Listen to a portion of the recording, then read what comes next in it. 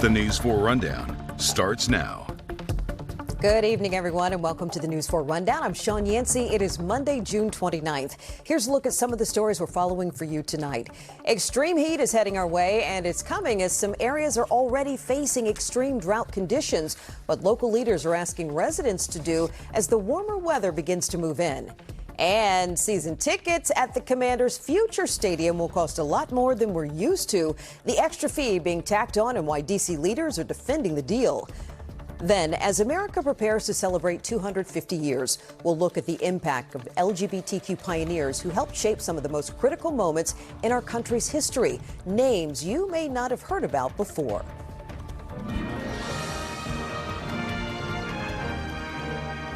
But first tonight, as we get closer to the 4th of July, the more people we will see down on the National Mall and the hotter it will be weather-wise. Local and federal authorities are working now to make sure everyone enjoys the holiday safely. In addition to the normal security precautions, they want visitors to prepare for those scorching temperatures. News 4's Paul Wagner has everything you need to know if you were planning to celebrate near the National Mall. Good evening. I'm on 4th Street Southwest. That's the National Mall behind me. And coming up this Saturday is something that you have absolutely never seen before. On the 4th of July, this entire area will be closed down from the Capitol all the way to the Lincoln Memorial. And you need to have a plan. You need to know before you go because there's going to be many restrictions. One of the main restrictions is getting onto the National Mall in order to watch the fireworks. There are only going to be 2 entry points to get onto the National Mall, and both are on 14th Street. The downtown area this weekend will be a maze of restrictions for pedestrians and traffic, so know before you go. This map released today shows in red the restricted areas where no one can go, along with the streets that will be closed and free of traffic. Those restrictions will run from the Lincoln Memorial to the Capitol. The parts of the map in orange are the secure zones, where everyone will have to go through a magnetometer. There are only 2 entry points on 14th Street at Constitution Avenue and 14th Street and Independence Avenue. The screening area opens Saturday at 1 p.m. Attendees should review our prohibited items list. Only 1 clear bag, no larger than a gallon-sized Ziploc, or a small clutch purse will be allowed in the restricted area per person. Other items not allowed include backpacks and bags exceeding size restrictions, coolers, glass, thermal, or metal containers.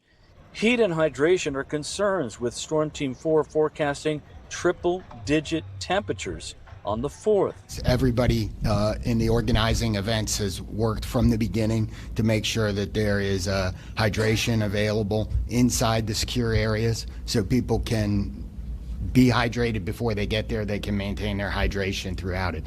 If there's nothing else, that's the most important takeaway.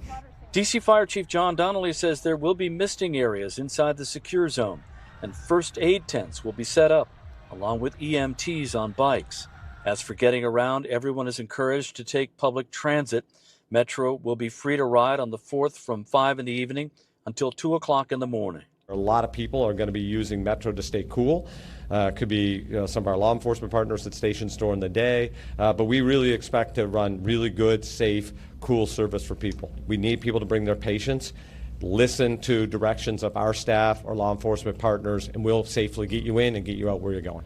The Secret Service says the capacity for the secure zone on the mall is about 150,000 people. Now, there were some questions this afternoon as far as hydration zones within the secure section where you're going to be able to watch the fireworks on the National Mall. We learned late this afternoon that there will be free water stations for people that need to continue to hydrate in this heat, but there's also going to be areas where you can actually purchase food and water. On the National Mall, Paul Wagner, News 4.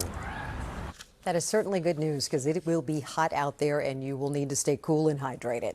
All right, so wherever you celebrate the 4th of July, you will likely have plenty of company, especially if you're traveling to your destination. AAA says more than 72 million people will travel over the next few weeks.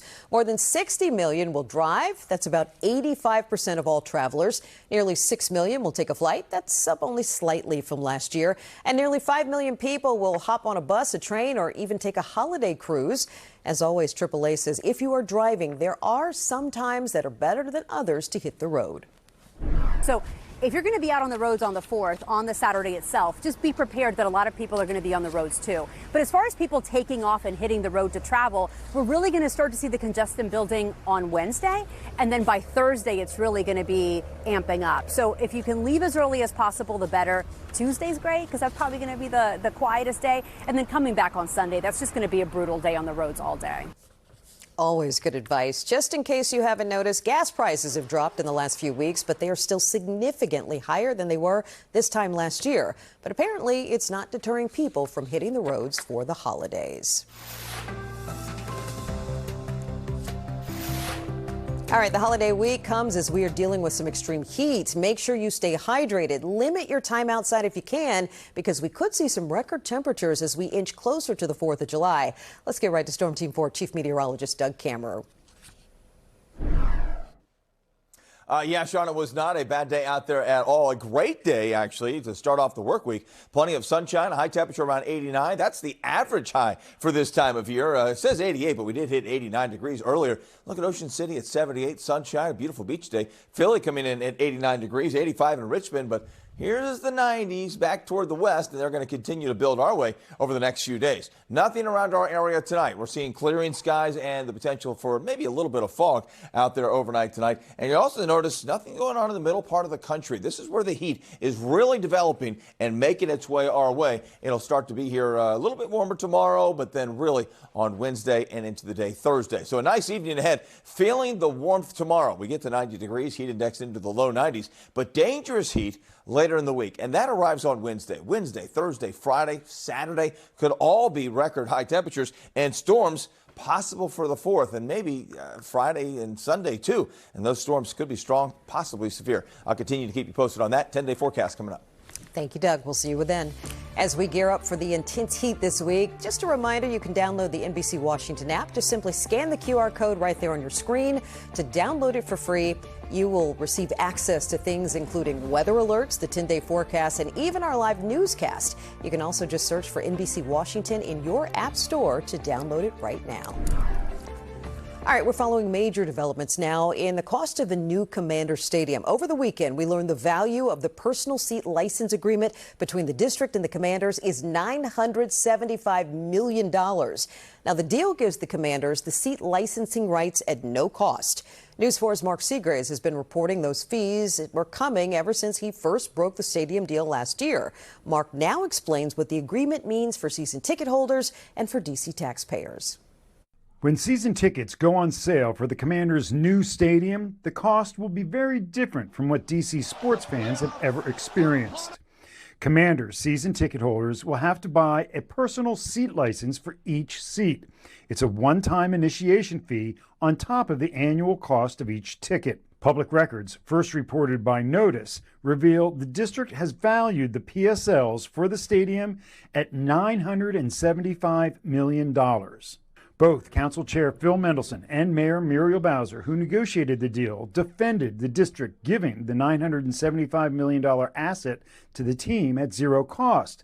But they acknowledge they didn't know its full value at the time of negotiations. Mark, that was always part of the deal. I don't think we knew the exact value until recently, but we knew the range of values. It's going to go into the construction of the DC asset. It was always anticipated as part of that investment. I don't agree with your characterization that it's a giveaway by the district government. We knew when we negotiated the deal that there would be the personal seat licenses. Personal seat licenses is a way of financing construction of stadiums. This is not unique to the Commanders or the district. It's been done elsewhere. If every seat in the 65,000-seat stadium has a PSL, the average cost would be around $15,000. But that doesn't mean fans will have to pay that much. Some will be far less, others more, depending on where you sit. There's going to be a full range of ticket and price options. I think we always knew that. And I think the contemporary and the modern building of stadiums, all of them, this is a common financing tool, and it was one that was always anticipated. The team points out that all of the revenue from PSLs will go towards stadium construction, but they acknowledge it will offset their $2.7 billion investment. In a written statement to News 4, our priority is creating a range of PSL and ticketing options that provide fans with multiple entry points and offer accessibility across the stadium experience. As planning continues, we are committed to a thoughtful approach that balances long-term investment in a world-class venue with opportunities for fans at a variety of price points. In the district, Mark Seagraves, News 4. As part of the stadium deal, the D.C. Council agreed not to tax the sale of those seat licenses. All right, we've got much more ahead tonight on the Rundown, but first, let's check back in with Doug. And it was a beautiful day out there on our Monday, but the heat moving to the east. We're talking a major heat wave with record-setting temperatures. Of much more what to expect and how it could impact your 4th coming up. All right, the extreme heat that's coming our way this week, it is going to be brutal. Virginia is bracing for the possibility of an emergency drought declaration. More than a quarter of the state is now classified in the extreme drought category. Northern Virginia Bureau reporter Drew Wilder has more on what it means for your drinking water. We're heading into the 4th of July with record-setting heat, and despite a rainy weekend, Virginia's Department of Environmental Quality says a significant drought event is imminent. How bad is this drought that Virginia is in right now? This is one of the more serious droughts that we've seen in many years. Tonight, NOAA says more than 52% of the Commonwealth is listed in severe drought, and a quarter of the state's drought conditions are considered extreme. Zooming into NOVA, the scarier shades of red are mostly absent, though most of the region is listed as moderate drought. Local water suppliers and governments are anticipating Virginia will soon declare a drought emergency and put restrictions on water usage. Restrictions some leaders say are not warranted in Fairfax County. If Virginia declares a drought and ignores the conditions that exist on the Potomac River, then we could be putting our residents at risk of drought restrictions that aren't needed. Fairfax County Board Chairman Jeff McKay sent a letter to Virginia's governor saying if the Potomac River is not exempted from water restrictions, we, quote, risk unnecessary hardship for more than 2.2 million people and the economy of Northern Virginia. Fairfax Water supplies drinking water throughout the region and collects its water from the Potomac River. Fairfax and the broader D.C. region benefit from reservoirs that are maintained upstream and help keep potable water flowing throughout our region during droughts. The reservoirs are maintained by a regional co-op that just this month issued new guidance that says it's highly probable our region will need to tap into these water reserves this year. So this was really just meant to make sure that was on her radar, and that if she was looking at putting in drought restrictions in the rest of the Commonwealth of Virginia, that we do what we've always done, which is look at Northern Virginia and the Potomac River separately. Reporting in Fairfax County, Drew Wilder, News 4. All right, Doug's here. You came back from vacation with the beard and you brought the heat. Yeah, which means I'll be shaving this off. So maybe to cool down? To deal with the heat. Oh, okay. So I can cool off. Because we are talking about some serious heat and record-breaking heat, too. We may actually break records 3 consecutive days, Thursday, Friday, and Saturday, which would be the 4th of July, and maybe the warmest 4th of July on record. Out there right now, a very nice evening across our region. High temperature today was 89. Right now at 85 degrees. Look at that, a little bit of a heat index coming in at 86, but not bad. A really nice evening, especially down there towards National Harbor. Temperature-wise right now, 83 in Gaithersburg, 84 Manassas, 85 down towards Fredericksburg. Look at Patuxent River coming in around 82. So really nice weather all around the region. After yesterday's high of 76 with rain at times and clouds, we saw a nice Monday. No rain today, and we still need the rain, but we don't have any rain chances coming our way until the end of the week. Nothing out there tonight. We're going to see clearing skies, maybe a little bit of fog in our area, parts of the region by early tomorrow morning. Take a look at the country here. There's not much going on across the country. Notice the flow here, up into Canada, and then all the way around and down. We call this ring of fire, where you have the thunderstorms around the area, way up towards areas like Minneapolis, but also the heat dome in the middle part of the country, and that heat is moving our way. A major heat wave moving to the east. The ridge of high pressure, that's this right here, going way up into Canada, bringing the heat all the way up through the Great Lakes. For us, the heat will really start on Wednesday into Thursday. It settles right on top of us, and once again, we're expecting that heat to be record-breaking. Tomorrow's forecast, though, not record-breaking. It'll be warmer, going for a high temperature of 90 tomorrow, with the heat index around 92 to 93. So you'll feel it tomorrow. It will be a hot day, but a typical late June, early July day. But this is when it gets serious. Look at Wednesday, a high of 99, heat index of 106, 102 on Thursday, heat index of 109. Same deal on Friday, heat index of 109. That could continue right on into the day on Saturday, the 4th of July, also looking extremely hot, a high of 101. That would be a record high temperature. Also tracking potential for severe weather Friday and into Saturday, but also could see that Sunday and Monday too. We're in weather alert probably Wednesday, Thursday, Friday, and Saturday. Yeah, 4th of July. I'll continue to keep you posted on that, on those storms making their way our way and the heat. We know you will. Doug, thank you. America's history is deeply rooted in resistance, from colonial time to the modern push for civil rights. During this Pride Month, News 4 is exploring the impact LGBTQ+ voices have had in major movements that help reshape America's future. Quiet but strong voices that were often in the background, but making a huge difference. LGBTQ people have always been a part of history and have always been active, especially in various social movements throughout history. I always teach the history of the suffrage movement, and I started to notice when I was unraveling their personal histories just how many of them were queer. They were subjected to physical violence oftentimes when they were campaigning, when they were parading for the vote. Queer suffragists had a lot at stake, and this fight wasn't just a fight for the vote. For them, it was the fight to be able to live and love freely. If you look at the tactics of the suffragists, right, everything from parading to picketing to standing in front of the White House to demand for their rights, those were all kind of pioneered by the suffragists, who really were the first to tackle some of those strategies, to take on some of those strategies. And so that in and of itself is groundbreaking. Woman completely ahead of her time, and also, involved in the larger suffrage movement. This is the Slough Borough House, and it was built in 1890, but most famously, it was the home of two pioneering Black gay women in Washington in the 1920s and 30s, Lucy Slough and Mary Burrell. And even though they weren't publicly out, they're generally considered, some of the earliest prominent gay couples, gay power couples in Washington, D.C. Now, of the two, Lucy Slough is probably the more prominent. She attended Howard from 1904 to 1908. She's also the founder of AKA, right, Alpha Kappa Alpha, which is one of the most famous historic Black sororities. And then she becomes the dean of students at Howard from 1922 to 1937, which she surely just wanted to live here with her partner, with Mary, who was such a source of support and was an accomplished woman in her own right. She was a playwright, right? She was involved in the New Negro movement, part of the Harlem Renaissance. So imagine the meetings, right, and the gatherings that took place in this house. So people like Mary Church Terrell, who was a great educational advocate, Mary McLeod Bethune would have been hosted here. But if you dig into these stories, every block has got some kind of story. There's a few people who you'd put on kind of the Mount Rushmore of the LGBTQ community. And for Black people, I think A. Billy is one.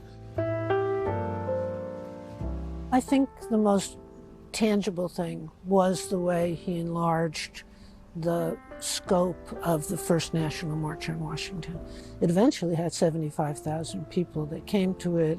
Really was a game changer. But he helped make it happen by being an organizer of it, but he also made sure that it had that diversity that would never have existed without his input. I think he started out primarily with the National Coalition of Black Gays, and then realized that, wait a minute, it's got to be broader than that. There's got to be Hispanics, there's got to be Native Americans, there's got to be Asians. It was a freedom and liberation movement. And then HIV came in, and it really did force people to shift focus into addressing what was and is a very broken healthcare system. While there was a DC coalition, there was a national coalition as well, and he was running that and kind of seeding activism in other communities at that time to mobilize our people.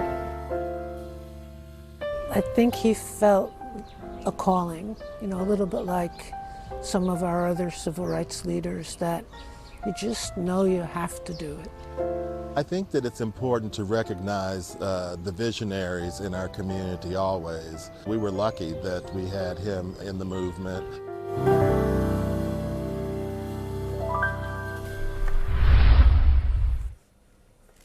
If you missed any of our Pride special, you can watch it in its entirety on our NBC Washington YouTube page. Just scan the QR code on your screen. It will take you right to Revolutionary, an NBC4 Pride special. The News 4 Rundown will be right back. Here's a look at what we have coming up. For my 4 things, the Mystics went to 4 overtimes. Plus, we're talking Commanders, we're talking Nats, and we're talking A.J. DeBonsa. Pretty good first pitch. Check it out for yourself as News 4 rolls on. All right. If you're headed to Nats Park for the 4th, you will see a first pitch that's out of this world. The 4 astronauts who took part in the Artemis 2 mission will join the pregame ceremonies. They will throw out the game's ceremonial first pitch. The Artemis 2 crew embarked on the first journey beyond Earth's orbit in more than a half-century. The crew members will be joined by children from the Junior Nats program as they take the field. The game against the Pittsburgh Pirates kicks off at 11:05 a.m. Well, this was a great weekend for the Nats. Wizards' #1 overall pick, A.J. DeBonsa, and of course, the Marathon Mystics. J.P. Finley has it all covered tonight, and he's starting off with a 4 overtime thriller.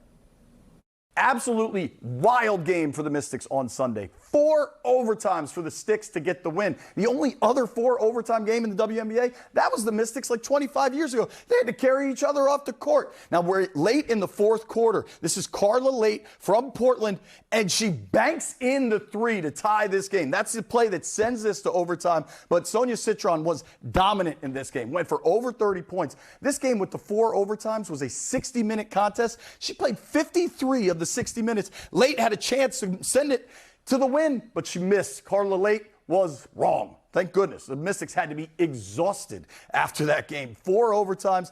Sticks are now at 9-9. It's kind of been uneven, but you got to think they're really growing with these crazy victories, going to overtime like that and getting the win. Now let's keep it on the hard court. Obviously, there's so much excitement for A.J. DeBonsa and the Washington Wizards. Even though we know there's all this talk about a possible Anthony Davis trade, check out DeBonsa back in his hometown in Boston at Fenway Park, throwing out the first pitch. Now listen, we've seen some bad first pitches. That's not bad. It's not the best pitch we've ever seen, but he's a basketball player. And he's 6'9", standing on top of the mound. That ball's going to go pretty high.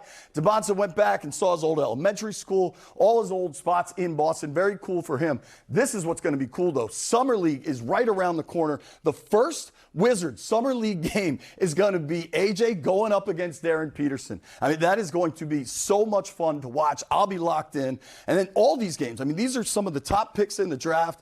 It is going to be a ton of fun to watch this go down. There's also another game that's TBD, so we'll see. But, I mean, you talk about #1 versus #2 in the first Summer League game for the Wiz. You got to lock in on that one. Now, we got plenty of other stuff. The Nats playing good baseball. Remember how bad things went against the Phillies? The bullpen couldn't close anything out. Well, Luis Garcia's been red hot. That's him hitting a big home run in Camden Yards. But more importantly, for the Nats this weekend, their bullpen was able to close out back-to-back wins for them to take the series.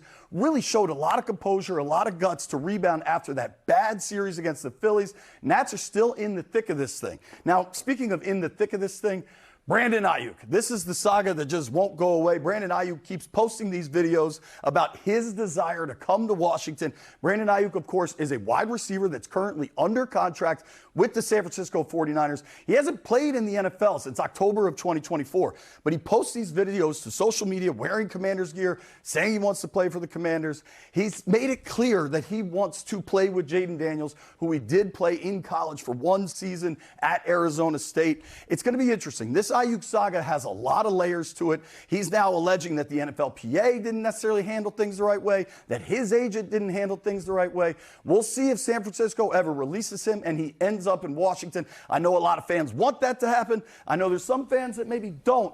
We will stay tuned on that one because it's crazy. Thanks, JP, and thank you. That'll do it for the News 4 Rundown for this Monday night. We hope you'll join us back here tonight for News 4 at 11. Have a great evening, everybody. We're going to leave you with a beautiful sunset at National Harbor.